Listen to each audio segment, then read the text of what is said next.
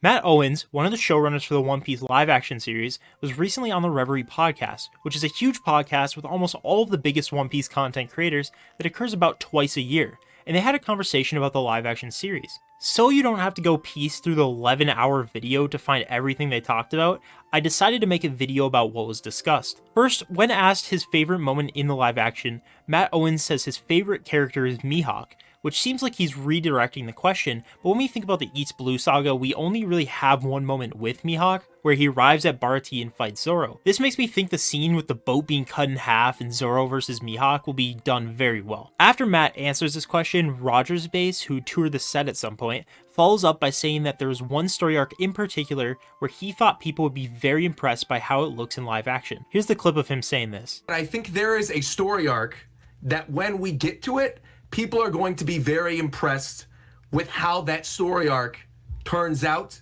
and looks in live action. How he said when we get to it makes me think it's one of the later arcs in the first season. It's possible it's Fuchsia Village or Logetown, but Roger follows his statement up by saying that seeing the set gave him complete faith in the live action. This makes me think it's an important place, which leads me to thinking he's referring to Arlong Park, which of course is the climax of the East Blue Saga. Another One Piece YouTuber, Paravision, then mentions that at Anime NYC, he talked with Emily Rudd, the actress playing Nami, for more than 12 hours about One Piece, and this to me just shows how much she cares about One Piece and her role in it. Matt Owens, and once again he's one of the showrunners for the series, continues by talking about how every person who's been working on the live action loves One Piece, not just the actors, and they all want to do the series justice. And that might seem like a given for any adaptation, but in the age of shows like Velma and the live action Halo, it's an important distinction. Roger's base tags on and says while walking around the set, they actually had conversations with some of the crew about theories that the crew watched on his and other One Piece YouTubers' channels. I think this really shows how much the people working on the series genuinely love One Piece. And a little tidbit I love here is Matt says they are trying to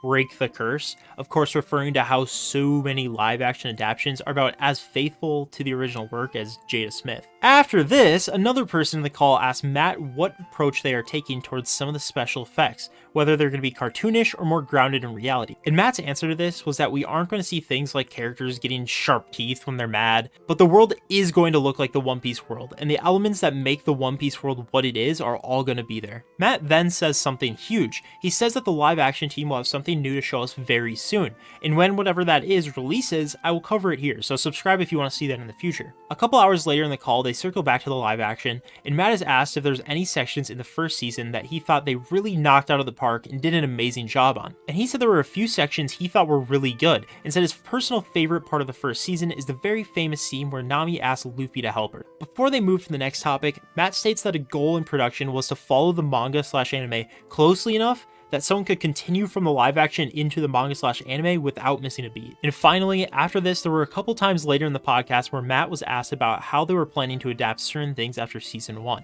like Chopper and Gear 5. Matt's answer both times was that these sorts of things are a kind of cross that bridge when we get to it situation, and that the most important thing right now is that people watch season 1 so that Netflix renews the series. Personally, as optimistic as I am about the live action, I kind of wish that they had a more thought out plan for the future of the series.